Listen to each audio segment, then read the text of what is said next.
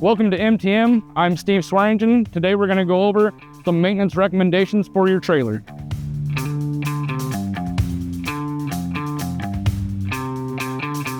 So we're going to start today with the fenders on the side of the trailer. Within the first couple days of use, you're going to want to check every single fender bolt on this fender, all the way down the bolt sets of fenders on the front and the rear of the trailer and on both sides. We're going to move back to the rear tires. We're going to make sure that all lug nuts are torqued to 500 pounds. We're going to make sure that the tires all have the correct air pressure in them. You're also going to check your hub oil.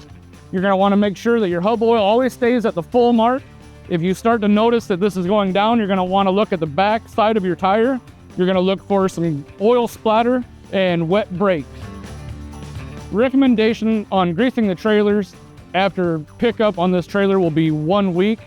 And after that, you're going to want to grease this trailer at least once every 2 days to once every 3 days, just to be sure that all grease points are covered.